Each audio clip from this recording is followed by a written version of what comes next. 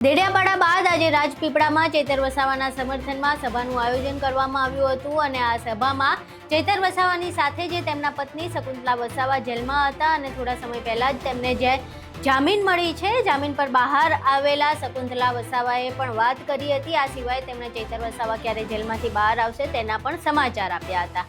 આખી ઘટના શું છે તેના વિશે વિગતે ચર્ચા કરવી છે। નમસ્કાર, તમે જોઈ રહ્યા છો ચક્રવાત ન્યૂઝ, હું આપની સાથે હેમંત।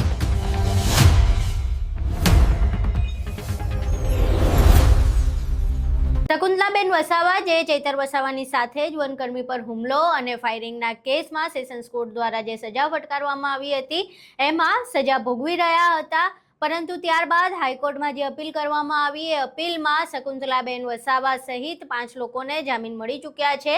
હવે આ જામીન મળ્યા બાદ આજે જે રાજપીપળામાં કાર્યક્રમ થવાનો હતો ચૈતર વસાવાના સમર્થનમાં, તેમાં શકુંતલાબેન વસાવા જોડાયા હતા। જેલમાં શું થઈ રહ્યું હતું તેના વિશે તેમણે વાત કરી।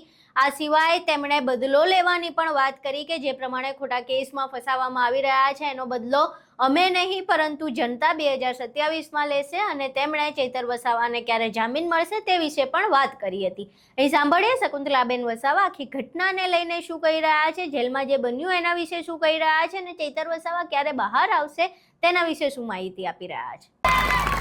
કાલે અમને હાઈકોર્ટ દ્વારા મને અને મારી સાથે 4 ખેડૂતોને જેલમાંથી મુક્તિ મળી છે। નામદાર હાઈકોર્ટનો અમે આભાર માનીએ છીએ અને ધારાસભ્ય ચૈતર વસાવા વન વિભાગના કેસમાં અમને સજા કરવામાં આવી હતી।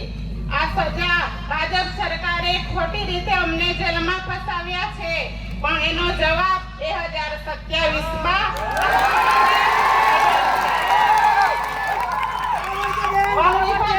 ખેડૂતોનો પાક કાપી નાખવામાં આવ્યો છે। ખેડૂતોને ન્યાય અપાવવાના બદલે આ ખોટી સરકારે એમને સજા ભોગવી છે, પણ એનો જવાબ પણ આપણી જનતા આપવા માટે તૈયાર છે। આજે ધારાસભ્ય ચૈતર વસાવા આદિવાસી સમાજ માટે ઘણી લડત આપે છે, ત્યારે આ ભાજપ સરકારને ગમતું નથી, એટલે રાજકીય કિન્ના કરી રાખી ખોટી રીતે એમને વારંવાર જેલ ભોગવે છે, પણ એનો જવાબ પણ આ જનતા આપવા માટે તૈયાર છે। અમને 2027માં જ્યારે આ કેસ થયો હતો ત્યારે અમને સેશન્સ કોર્ટ દ્વારા અમને જામીન મળ્યા હતા, પરંતુ અમારી તારીખ અમે દર મહિને ભરતા હતા। મહિનામાં અમને 2 તારીખ પાડવામાં આવી કે કેસને ખૂબ ચલાવવામાં આવ્યો। એ લોકોએ ખોટી રીતે સજા ભોગવી છે, પણ એનો બદલો પણ જનતા આપવા માટે તૈયાર છે। તમારી આશીર્વાદથી તમારો બધાનો ખૂબ ખૂબ આભાર।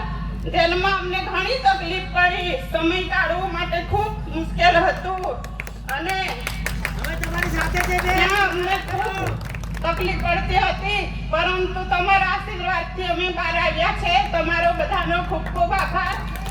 જેલમાં અમને ધારાસભ્યને દર શનિવારે પતિ પત્નીની મુલાકાત કરવામાં આવતી હતી। તમારા બધાને સાહેબની તબિયત પણ સારી છે, તમને બધાને સમાચાર આપ્યા છે। બધાને મારી યાદ આપજો અને ટૂંક સમયમાં અઠવાડિયામાં ચૈતર વસાવાને પણ જામીન મળશે। નામદાર હાઈકોર્ટનો અમે આભાર માનીએ છીએ। ન્યાય પ્રણાલિકા પર પૂરો ભરોસો છે, આપણને ન્યાય ચોક્કસ મળશે। સત્ય પરેશાન થઈ શકે છે, પરંતુ પરાજિત થઈ નહીં। સત્યનો હંમેશા વિજય થયો છે। તમે બધા મોટી સંખ્યામાં આવ્યા, અમને સમર્થન આપ્યું એ બદલ તમામનો આભાર। જય આદિવાસી, જય જોહાર। અહીં તમે શકુંતલાબેન વસાવાને સાંભળ્યા। હવે જે પ્રમાણે આના પહેલા પણ તેઓ ચૈતર વસાવાની સાથે જેલની સજા કાપી ચૂક્યા છે। આ બીજી વખત છે જ્યારે તેઓ ફરી જેલની સજા કાપી ચૈતર વસાવાની સાથે। અત્યારે તેઓ જામીન પર બહાર છે, પરંતુ ચૈતર વસાવાની જામીન નથી મળ્યા હજુ સુધી, એટલે ચૈતર વસાવા હજુ સુધી જેલની બહાર નથી આવ્યા। એમને જામીન મળશે કે કેમ એ પણ એક મોટો મહત્વનો પ્રશ્ન છે, પરંતુ શકુંતલા વસાવાએ જે પ્રમાણે વાત કરી એ પ્રમાણે તેમણે ખૂબ જ કોન્ફિડન્ટ છે કે ચેતર વસાવા પણ ખૂબ જ જલ્દી બહાર આવશે અને બહાર આવશે ત્યારબાદ 2027માં જે વિધાનસભાની ચૂંટણી થવાની છે, વિધાનસભાની ચૂંટણીમાં ન ફક્ત ચેતર વસાવા, એમનો પરિવાર અને જે ખેડૂતોને જેલમાં નાખવામાં આવ્યા છે, પરંતુ તમામ આદિવાસી સમાજ જે છે એ સરકારને જવાબ આપશે એ પ્રકારેની વાત કરવામાં આવી છે. હવે શકુંતલા વસાવાએ જે પ્રમાણેની વાત કરી એના વિશે તમારું શું માનવું છે? ચેતર વસાવા ક્યારે જેલમાંથી બહાર આવશે તે વિશે તમારું શું માનવું છે? તમારા મંતવ્યો અમને કોમેન્ટ બોક્સમાં જરૂર જણાવજો. વિડીયો પસંદ આવ્યો હોય તો વિડીયોને લાઇક કરજો, શેર કરજો અને અમારી ચેનલને સબસ્ક્રાઇબ કરવાનું ભૂલશો નહીં. નમસ્કાર.